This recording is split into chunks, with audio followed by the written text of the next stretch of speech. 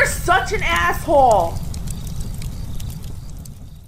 Well, you got a good question. I don't think there's any one answer to it because we're talking about millions of people and an entire economy and an entire nation with a lot of moving parts. So kind of like the question I had to field a couple days back, why are horsewomen crazy? Well, let me count the ways. So, but at the same time, and there's practical application to this question because guess what? Most of you get to live in the world of corporate. Well, we all are forced to because we got to buy their fucking products, right? Why is it? Why is it the truly inferior human beings over at Ticketmaster make it so difficult for me to have bought the ticket to go see my Cowboy Bebop concert in Vegas that one time? Why? It's small. You don't think about, but why does my business card not work at gas stations, right? Somebody, some idiot.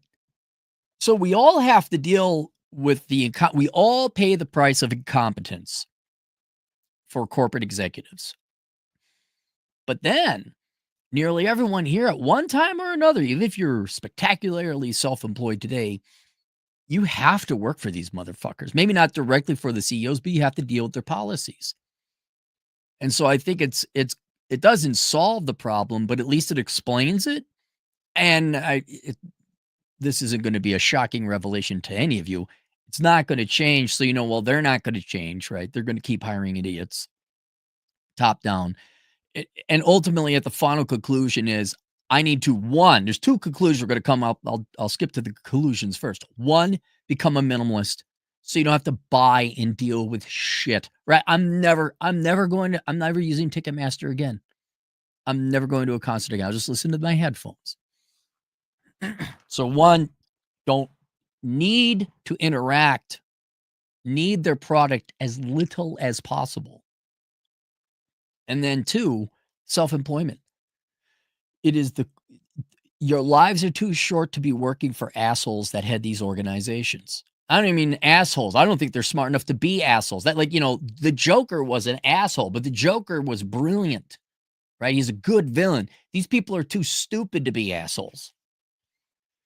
So let's go through the guy's request, and I'll try my best to answer it. Hey, asshole, returning customer here. I'd appreciate a video regarding this. I'm sure I'll enjoy listening to it on my Trail of Tears commute one morning. I don't have a personal request or even a problem at the time, just a thought experiment I'd like you to take on. Anyway, let me know if you're interested in doing this and what your price would be. You often talk about the short-sightedness of modern business leaders, and it's a subject that I've been fascinated with. I have a good friend in middle management working at large consumer staple. Hey, I have a good friend. Does he do a thing in a field? I think I know that guy. We were recently laughing at some of his higher ups were in the process of doing, and we both found it to be incredibly short-sighted. This is what led to a recent revelation I had. Given the structure of modern businesses and most importantly their incentives, individuals at said businesses are often rewarded for short-term thinking and at times even punished for wanting to think long-term. Right, because everybody is on the short-term bandwagon, and if you go long-term, you negate or fight against that strategy. Let me elaborate. Quarterly earnings pressure baked in by shareholders. B, shorter and shorter average CEO tenures. Why bother thinking in terms of decades if I can't witness the payoff? Or I'm not there, right? Like Minnesota, I don't like, oh my God, what's happening to Minnesota? No, I'm not there. I don't care. Temptations of large stock options. Board members often reinforcing their short-term behavior, Bear Stearns and Lehman Brothers being obvious examples, but I'm sure this happens in other sectors aside from finance. Yes, I mean, let's address, you've gone A through D. I'll just kind of generally address these. Stock options and stock ownership was supposed to resolve this. Like, hey, you own shares. And if you could get shares, if you're asking in a future question, how can we get people to think long-term? What they could do, and maybe they do, but I haven't heard of this, is you will get the majority of your shares in 2-year increments after your tenure here is done, right? We're going to pay you in shares, but it's only after you're done. So now you have to think long-term. That'd be one thing. The whole idea of stock options and having ownership in the company was to align the company's, the executive's interest in the best interest of the company. And that's a good shot. That's a good intention. But you mentioned it here, the short term. And dude, that's probably my biggest complaint about private equity and corporate management today is it's all about the next quarter and they do not. And then I'm really simplifying, but I'm not lying. I'm not trying to slam on them. Your average corporate executive is not smart enough to have delayed gratification. Do you remember the experiment? I don't know. It was something like you go to a, what was it? It was something like you go to a 5-year-old and you could say, hey, you can have a donut now, or if you wait 5 minutes, you can have 2 donuts later, right? And I think at the age of 5, the vast majority of kids take the donut now because they don't understand the concept of delayed gratification. But if you're 6 or just a year older, the majority of kids oh, wait, if I wait 5 minutes, I could get 2 donuts, and they can understand that. I am not kidding when I say this. Listen to me, all of you fuckwits in corporate America, you are not higher than a 106 IQ. And if you don't, go get my book, Curse of the High IQ, even though it's not written for you guys because you don't have IQs. You're a painfully boring basic bitch, average intelligence people. You cannot understand delayed gratification and long-term thinking. You just can't. And I'm not going to try and argue with CEOs and like, why are you doing that? That makes no sense. I'm done arguing, trying to say the long term, your profit will be maximized if you think long term. Right now, in nearly all of corporate America, your leaders are not smart enough to understand that. They only understand at most 2 quarters out. That's it. And so even though they have stock options and they have ownership of the company, I don't think they have the intelligence or capability like Warren Buffett to think long term, like, oh, wait, I could really do this, make a lot more money if I plan out for 5 or 10 years, or make long, hey, we got to have a couple bad quarters because we're reorganizing things and streamlining it here. I honestly do, because that's their behavior. I honestly don't believe corporate leadership in America in general have that intelligence level. It's not a slam. It's their behavior and choices that are proving it. So I hope that kind of explains a little. If you didn't know about stock options and stock ownership and things like that, yeah, that was intended to do it that way, but they're so dumb they don't think beyond 1 or 2 quarters. Board members offer reinforcing the short-term behavior. Bear Stearns, Lehman Brothers being obvious examples, but I'm sure this happens in other sectors aside from finance. Having no skin in the game, federal bailouts and or the CEO knowing they'll rotate out of leadership before the shit hits the fan, correct? I'm sure you could add more, but these all come to mind easily. I have 3 questions I'd like you to ponder and give your take on. 1, do systems create or form leadership behaviors in a more meaningful way than personal values do? Let's do these one at a time. Yes. So much so, I would say your personal values don't even factor in, right? You got rules, right? And the rule, you could be the most moral principled guide ever, but if the system or your environment or the organization has a different set of rules that would violate your own personal ethics principles or just simple common sense, it doesn't matter. Those are the rules. And I'll give you a perfect example, right? I generally don't lie. It's not a good policy. It's not like I'm moral or ethical. It just doesn't lead to good things. It's not my best economic interest to lie. And there maybe is a twinge of ethics I have about not lying. But when I play poker, the institution, the organization, yeah, that absolutely changes my behavior because the rules of the game is to win. But part of poker is obviously bluffing. And so, yeah, do I lie in the poker game? Yes, but we're in a poker game. I could totally see it. I could totally see it where you had a truly mercenary Machiavellian executive. Like lawyers, I think have to. Yeah, I think lawyers would be a perfect example of this. You know that son of a bitch is guilty as hell, but you have a legal obligation to provide the best defense possible for him. Corporate executive type where the company, we play it this way. This is how we're going to play it. And the guy could be the most ethical person. He goes to church. He has a wife. He has kids. But when he goes in the office, it's a different mask. I was like, all right, let's fuck over some people. Let's do the wrong thing because this organization, those are their rules, right? So I absolutely do believe systems, environments, organizations, institutions, whatever you want to call it, the game rules negates. It doesn't, put into it just negates your principle or your personal ethics and principles right off the bat. So yes, I would say your compensation structure, corporate bureaucracy, personal politics, corporate psychology, organizer, all that, however it manifests itself in rules, whether spoken or unspoken, um, that definitely does force people to change their behaviors. And so it's almost, well, let me go to my notes here. Where did it go? Do systems create or form leadership behaviors in more meaningful ways? Yes. And at the end of the day, where it ultimately shows one of the reasons business leaders are so short-sighted is that in order to succeed in these systems, you have to conform to the rules. As I've said it a million times before, it is conformance that gets you promoted within organizations, not performance. Because of it's an organization, you need to work with the group, you need to work with the commune.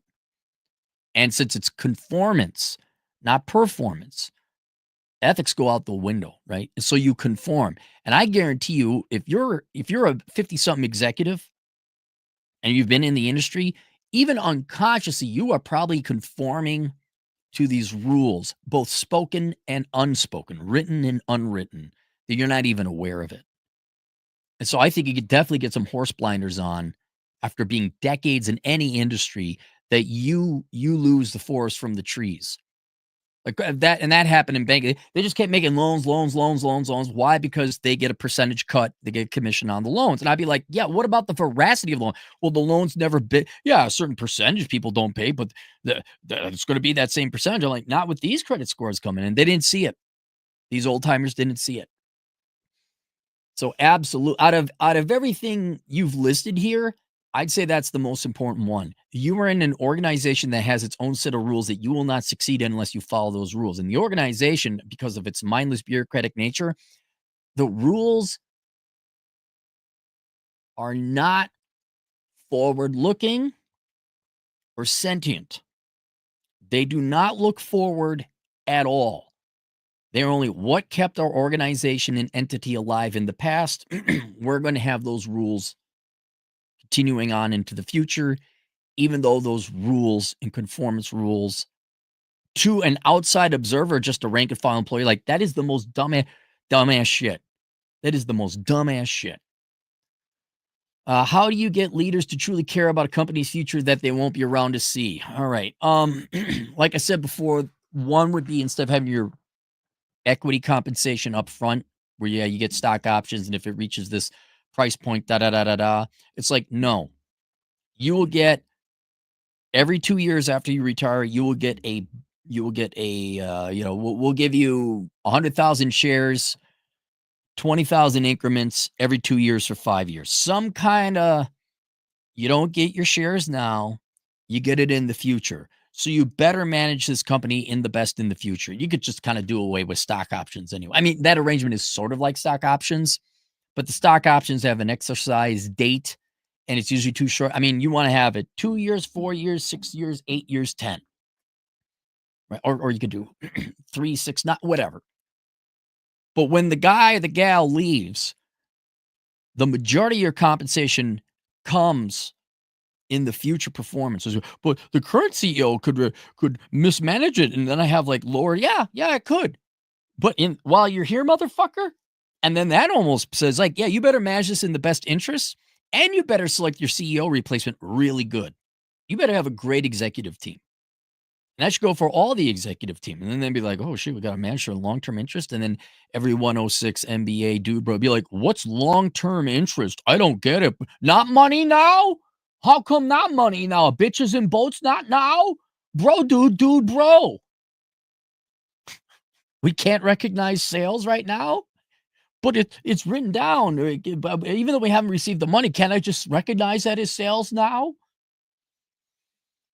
Uh, so that's the only way I could figure it.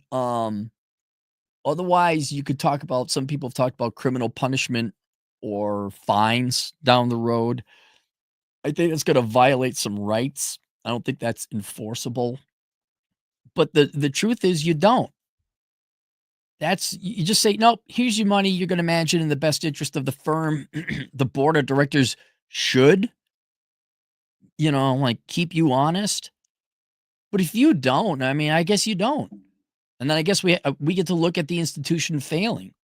Kinda like I mentioned a couple of videos before, like Las Vegas in general, where all the casinos and the entertainment industry there has just been, I'd love to say it, graping their customers, just price gouging and outright stealing from their customers.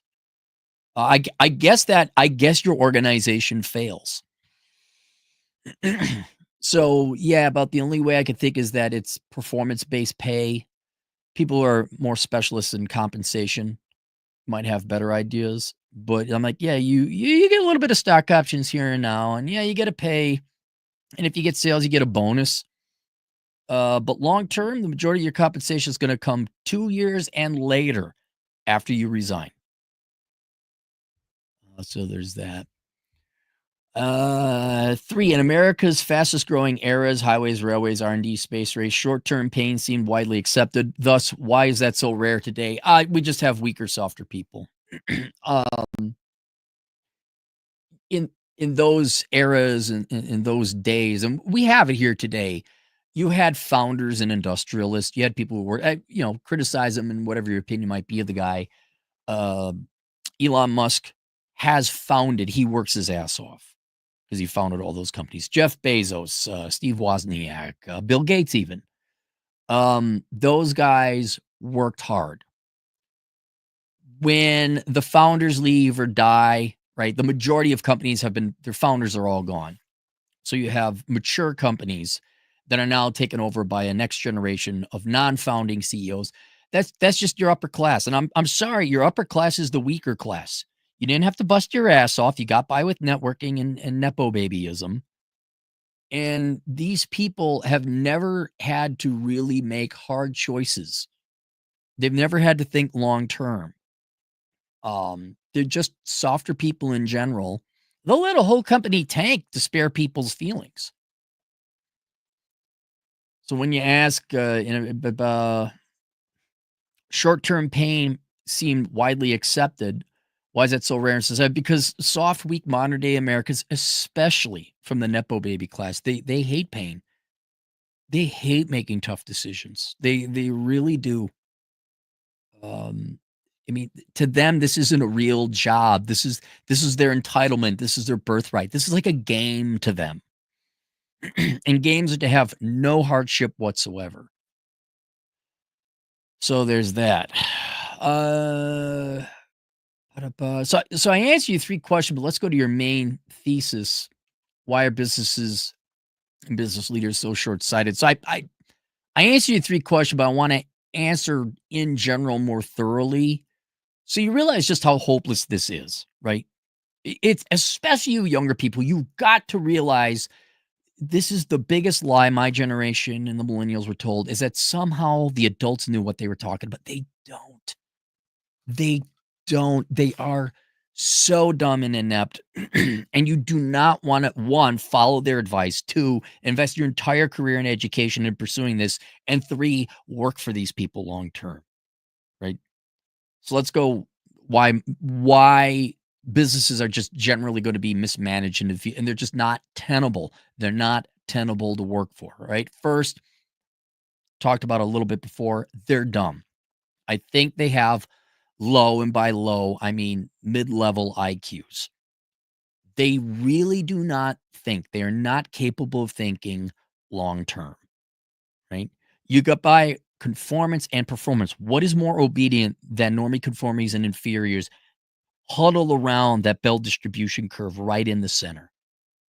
right? It it's it's obedience. And obedience does not correlate with high IQ. It just doesn't. Mid IQ, yeah. Low IQs, no, they're too stupid to even know to obey, right? But these basic conforming bitches right there in the center, they don't, they said, I was obedient. I did popular thing. I did thing everybody else was expecting. And that's why you're like, dude, the environment has changed. You need to change your tact. Nope, they're not that smart. So that I think is one of the main ones. Also related is you have to understand, along with the conformance versus performance, right? You get ahead in corporate America by performing. It's the same thing as I accidentally touched on this of popularity being the biggest, most important religion to everyone, where you had to get along. And it started in grade school. You need to be popular. You need to fit in. You need to have the coolest clothes. You need to do it. And there's people who are really good at life, and there are people who are really good at being popular. They are not the same. And if you're really good at being popular and everybody else in the world has that popularity value system, well, you're going to be really good and very attuned to getting ahead within organizations and institutions. Doesn't mean you'll manage them for shit. Doesn't mean you're any good. Doesn't mean if there's a change or anything that you're going to be able to adapt and pivot and profit, but you're really good. It's like the straight A kids. They're really good at school, but they suck at the real world, right?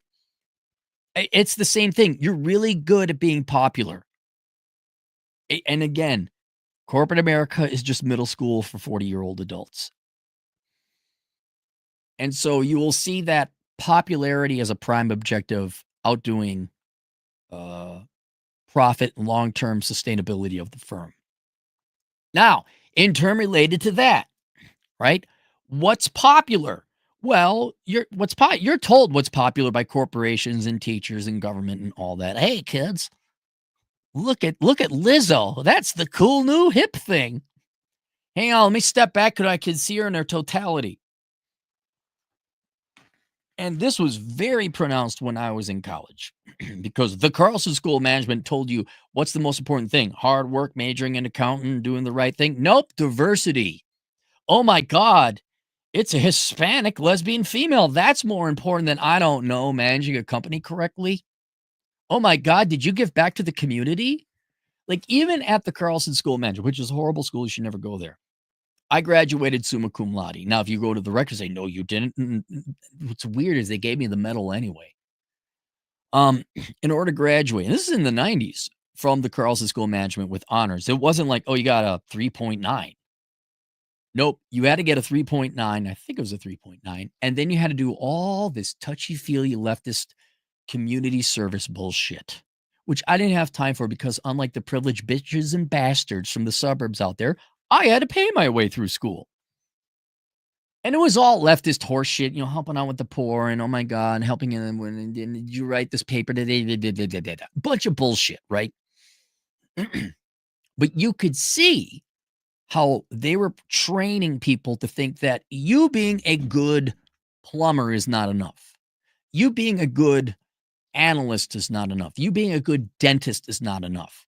It was profession plus politics, which is why you always had this give back to the community bullshit, which I'm sure a lot of you had when you were younger. Probably even see it today. No. You give to the community by being good at your profession. I am a damn good mechanic. I fixed that car affordably, cheaply, and safely. That family of 5 can now safely drive around in the car, and they have extra money left over to maybe afford their kids some presents for Christmas.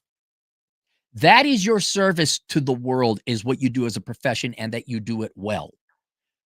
The schools and the Democrats and the media convinced all my generation, probably the millennials too, that it's almost your profession that doesn't matter, but your politics. And now I guess we got this latest lady in charge of Cracker Barrel.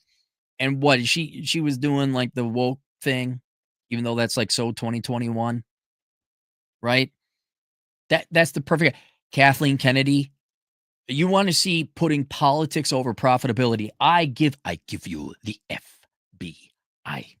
I give you Kathleen Kennedy. Holy fucking shit, lady. Do you have a political axe to grind? And fuck the Disney shareholders, I guess. Right? We got so, but you see that all over, especially the past 5 years with all the woke shit and and this is why I keep hammering a good product at a fair price because that's all that matters. Target, right? I want affordable toilet paper, Target, and a quick shopping experience. So does everybody. Nope, we got to shove gay shit in you and your kid's face all the time. I mean, you're going to look back. They're going to look back at it and say that was a mentally ill era in the United States. They actually thought that the way someone was born or what their sexuality was what was going to sell Bud Light beer. They're off the farm. They're off on the crazy farm. They're gone, man. And that started way back, probably even the late 80s, but definitely the 90s, where it's like, oh my God, you got to give back to the community. And you're going to give back to the community in these ways. Like, I can't just help out at church. I can't help out my buddy put in a retaining wall. I can't help him put some fence posts up. No, no, no. You have to give to women and minorities and Democrat causes and help the poor. Oh, fuck you. But, Americans are stupid. Like, I do? Okay. And that you see now with mine, I'm 50 and my generation's starting to take over. Hey, look how you go look at it. Go look at all the corporate executives. They're not gonna even mention profitability. You're gonna be, and I just care about political cause X, probably the environment, fair trade, whatever. Shit like that. I think we cannot discount universal human laziness. Everybody is lazy. And especially when you're coming from the effete, weak trust fund baby Nepo class, and you think it's kind of a game, your managerial philosophy is not going to be hands-on, let's get in there, turn it around, that kind of thing. It's going to be lazy, and I wish I was joking, but this is how dumb you guys are. It's buzzwords. I give you 2024. Every CEO was just like AI, AI, AI, AI, AI, AI, AI, AI, AI. Sounds like a Hawaiian town. Where you live? You gotta get the O in. There's an O in all those Hawaiian towns. You say no, they can't be that dumb. They can't be that stupid. Yes, my audience, I swear to God, guys, go test your IQ on Queendom. I guarantee you're all gonna be at least 120 or higher. And when you go to someone who's got an IQ of 105, that is 15 IQ points. That is a full standard deviation lower. And if you go from normal 100 down to 85, 85, you're bordering being mentally retarded and impaired. Right? And so, you know how a normal person looks at somebody who's mentally impaired, like, whoa, they ain't got that. Yeah, that's you at 115. Fuck it. Heaven help you if you're up in my league in the 130s, low 140s. The normal people are fucking plants. So I absolutely do not put it past them where they're so lazy. They don't want to get in, go down to the factory floor. Like, what's going on? What's happening here? Right? They're like the field marshals in World War I. They never went to the trenches. Like, what's going on? Are your guns jamming? Well, we better get that fixed, don't you think? They sit there with their fucking cognac and I say, ooh, a buzzword. I'm not joking. That's the new thing. Ooh, synergies. Ooh, just in time. JIT, inventory management. Although there was some veracity to that. But yeah, this is just what they do. I'm not kidding. It's like the British aristocracy. They don't know what the fuck the people are doing on the farms. They don't know, like, hey, we need to get some fertilizer in here. Oh my goodness, my good sir. Poo? You use poo to make our food? My God, man.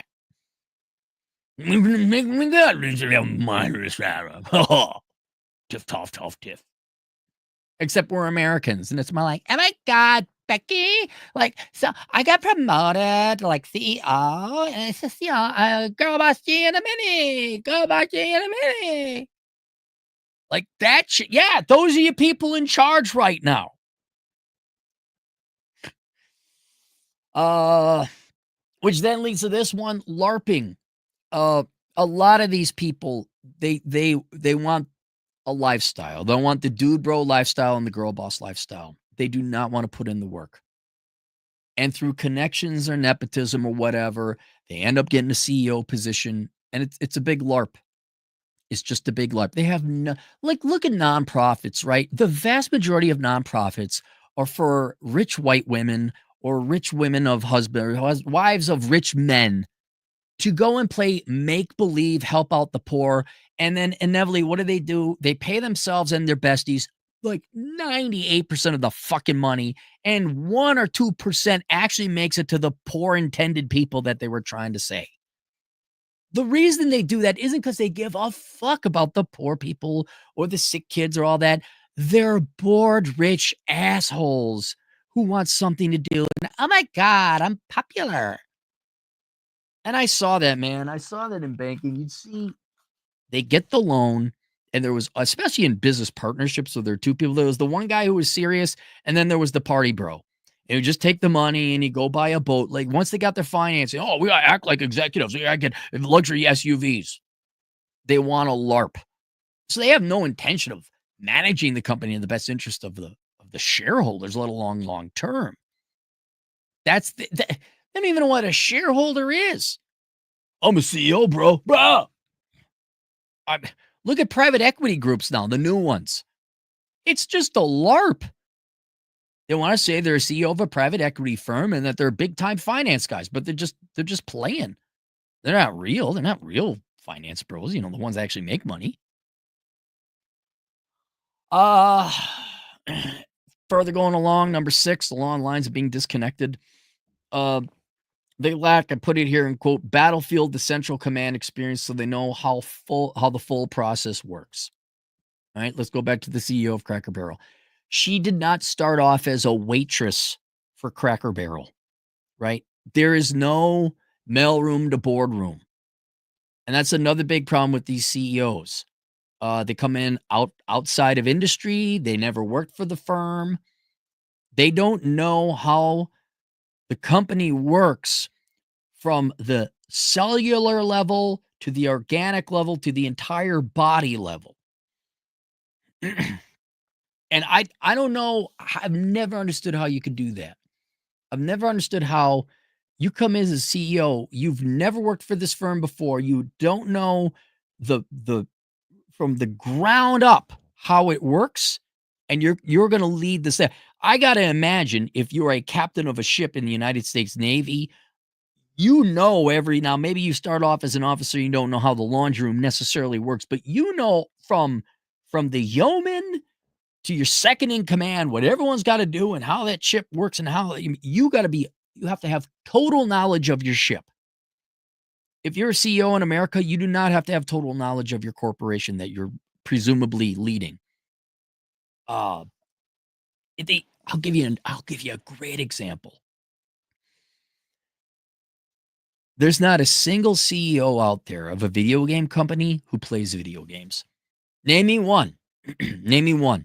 They've asked them, like, oh, what video games do you play? Oh, I don't play video games. Like, they're not even ashamed of it. Like, I don't play video games. Why the fuck are you in charge of a video game company? No, seriously. Like, you're in a, like, Martha's Cookies or some kind of food, some kind of tasty treat, right? Pastry, Dunkin' Donut, right? Dunkin' Donuts. You know who better be fucking charge of Dunkin' Donuts right now? Somebody who likes donuts. I'll give you even a better one, probably more closely aligned to, like, you should be intricately familiar with the product, right? Akin to video games, you know who should be using regularly the product of their company? Booze men, especially Scotch. If you're in charge of a Scotch distillery, you better know your fucking Scotch, man. You better like Scotch. But these CEOs, right? If I went through whoever the new CEO of Cracker Barrel is, has she ever worked at a restaurant? No, she hasn't. But she knew the right people, obviously. And the board of directors knew the right people, and they all went to fucking Middlebury together, and everyone had a rich dad. Like, let's make Trisha the CEO of Cracker Barrel. Oh my God. We're gonna leverage our synergies and go DEO woke shit. No one tell Trisha that's so 2022. So yeah, that's another one. We mentioned before, I think your first one hit it out of the park. Organization forces bad behavior. Like if the organization is corrupt or just blindly conformist due to the nature of bureaucracy, I think it blinds people. So it's just whoever is obedient gets up there. And then finally, I think a lot of them, they got theirs. They don't care anymore. Once they got their money, they don't care. That's why they're short-sighted. Never discount the laziness. Like, to do a real good job of managing and leading any organization, corporation or not, you need to get down, brass tacks, what's going on, bottom. Like, if you ever put me in charge of a company, I'd be like, all right, we're going right down. We're going to the granular. We're going to the guys on the work floor. We're going on the shop floor. What I mean, I wouldn't even talk to the white collar guy. Like, go to every blue collar person. Like, all right, you tell me everything wrong with your job. You tell me how you would improve your job. We're going to go from the ground up. We're going to, if there's a problem. I don't think most of them do that. They want to sip their champagne. They want to go to business meetings. They want to LARP as a girl boss or a dude bro. And they got whatever their 2 to 3 year contract. Like, not a single one of them doesn't have a golden parachute. Like, you can run the company into a ground and you'll be set.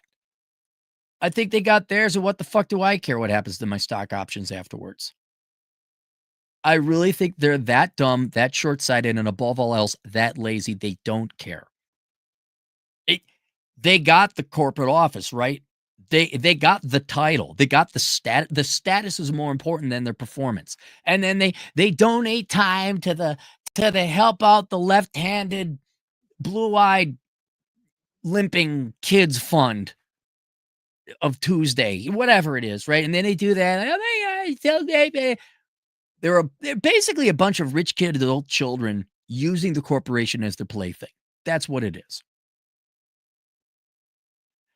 And so those are my theories. Again, maybe doesn't comprehensively explain it all, but it should explain very clearly to you why corporations are mismanaged, why products are shit, why you don't want to work for these entities, why it is not possible to have a successful long-term career white collar, which is again why I have it linked below. I have the course called The World's Greatest Accounting Career. You need to be self-employed somehow. And that's why we're pushing like the trades, becoming a dentist, becoming a doctor, working in the blue collar field, like go work for the railroads. And then me and Chad, if you're interested, we put together a course called The World's Greatest Accounting Career. Yes, you have to work for corporations. Yes, you will work with it, but you are not their employee. The reason we push accounting is because it's one of the quickest ways to go and get self-employed and remotely employed. So I have that link below. Yes, there are other professions, but I've never really worked in the field. Like I know the railroads are hiring and they'll do training for you and you don't even need a college degree. So obviously, I know if you aren't an alcoholic and you know how time works and you can show up on time and do the job right, you can make a lot of money in the trades. But I've not been a licensed plumber or anything like that. But the one thing I can testify to, because I've worked adjacent and within the industry, is accounting. Get your education online, work remotely. There you go. I've spoken. If you want more, The World's Greatest Accounting Career, available on Teachable or link below. I've said it before. Why? This is like 10 years ago. I wrote an article called Let Women Have Corporate America. Like, it's yours. There is no future at corporate America. There isn't. There wasn't to begin with. They keep making it seem like it is, but it's not. There is no future in white collar work. There's no future in white collar, unless, of course, yes, you're a high-end engineer, a high-end computer science guy. There's that. But the bullshit you got to go through in dealing with fucking leaders that we got now, absolutely not. Absolutely not. They're going to need real people to do the real job, right? Wasn't Electronic Arts or was it Ubisoft? Didn't you guys need to hire, like you had to outsource nearly all your programming because you literally hired a bunch of woke activists to program your video games and the code was so bad you had to hire programmers overseas. Wasn't that? It was one of you two, maybe both. Yeah, these are places you don't want to work for.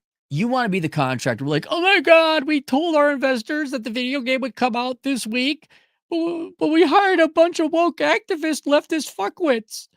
You know how to code. Can you code? Like, yeah, for $300 an hour, I'll code wherever you want. Okay, here you go. You want to sit on our meetings? No, I'm not. I'm your contractor. I'm not. I'm a hired gun. We are equal. The line goes across. It does not go down to me. You are not my superior. Autocus X, 10 generous dollars. Why short-sighted? 33 years in tech and corpo. Short-term profits are the heartbeat of capitalist corporals. It's not capitalist. It's not capitalist would be long-term. A capitalist would say, what's the long? I want to maximize my profits.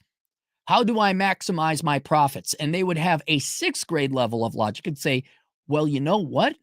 I'd like my customers to come back. What you're seeing now is corporatism. I think someone pointed it out to me. The shit you see in Vegas or private equity where they just fucking trash the quality of the product and jacked up prices, that is short-term corporatism. And that will go away. You cannot have a long-term viable company generating profits for your shareholders, good products and services for your customer base with a future loyal growing customer base. You can't fuck over your client base. You can't fuck over your employees. Look, what company is going to make more money? A company that screws everyone for 2 years but makes high profit for those 2 years, or a boring yet ethical company that is around for 20 years, good product at a fair price, living wage, low turnover? Like, what's going to make more money? The long-term one is because you're having twice, 10, 20 times the amount of purchasing and sales year after year. Investors drive this. You're not wrong. The short-term sightedness coming from investors like, we need money now. Execs make high-end 6 to 7-figure salaries and want to keep it. Yeah, well, then these companies will go bankrupt. They will. And then we get to have a come to Jesus meeting about, okay, what happened? Autocus X, again, $5. And yes, most corporals are not very intelligent. Exactly. Intelligence is not how they get those positions mostly. It's nepotism and cronyism that gets it. And conformance. Real $5 lying here, recovering from the surgeon's scalpel, eyes assaulted by your war crime of a thumbnail. Did you like that, Real? Did you like that? On the video, all I have to say is you're short. Thank you, Real. Hope you get better. I don't know what surgery you had, but we hope you get better. Real, $2 again. I mean, it's one banana. What could it cost? $10? Where's that from? Is that a movie?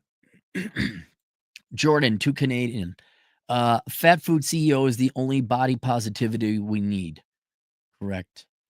Vake One, new guy here. What is that? Is that a Monet? What is that? It's one of them European painters. $5, low interest rates and fiat money. You're not wrong there. Fake jobs, fake companies, fake society. Yep. When they had that bubble with the girls, a day in the life of a marketing intern at whatever big tech company, like, hello, welcome to a day of my life. Yeah, a good one. Good catch. Low interest rates also led to a bubble of these worthless people. No, it's good. I'm going to be kind of curious with Target because it looks like their new CEO, he started as an intern 23 years ago. He's been there ever since. So I'm curious. Now, I don't know if he's got the balls to say we're not doing this woke shit no more. I don't know if he's got the balls to say we're done with that crap. I don't know if he's got the balls to do that. But we'll find out. But yeah, you'll just with the very limited information I know about this gal that took over Cracker Barrel, the very limited information, you're going, I don't even know her resume, right? It's completely unfair of me. I'm just looking at that face. I'm like, no, no, no. Your smug little smile, those ridiculous fucking glasses, the fuck out of here. No, I'm picking you last for kickball. You're not even on my team. I'll play one person short before you have your incompetent ass on my team. I'm not picking you for kickball, and you sure the fuck shouldn't be in charge of a goddamn corporation. You're going to find out. Hang on. Let's look at what is Cracker Barrel. I remember the ticker. Let's look at the let's do Yahoo Finance because they will let me look at the income statement. Let's take a look at the income statement. Financials. I don't need to know the stock price. I want to know the income statement. Sales are stagnant. Oh, they had a huge jump. Oh, I bet you that's because we were coming off of the disease. Sales have been stagnant, dropping if you adjust for inflation for the past 3 years. Operating income is down by half.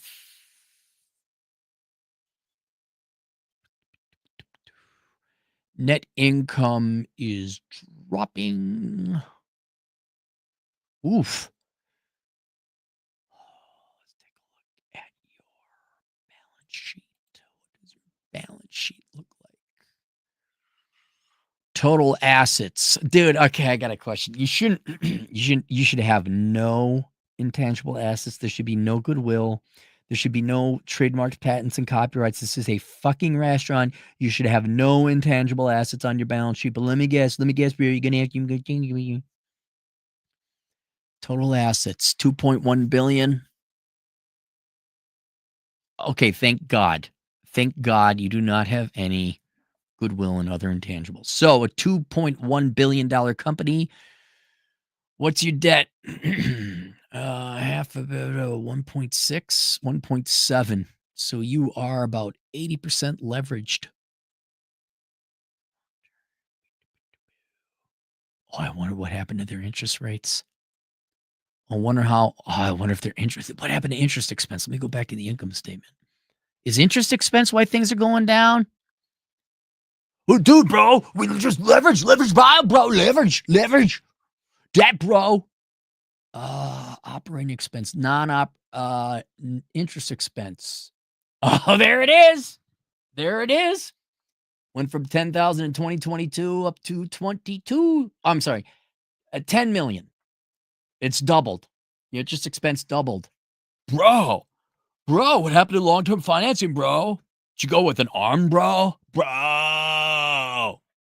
Don't worry. The privileged liberal white woman with the thick rimmed glasses will solve it all. Just like, remember all the problems that liberal white women solved in the past 30 years?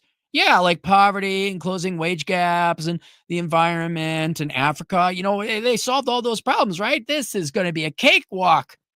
Turning one company around. Look what liberal white women did with Africa. They totally made that continent what it is today. They solved all the problems. This is nothing. $2 billion company. They got this. You got this, sweetheart. You got this.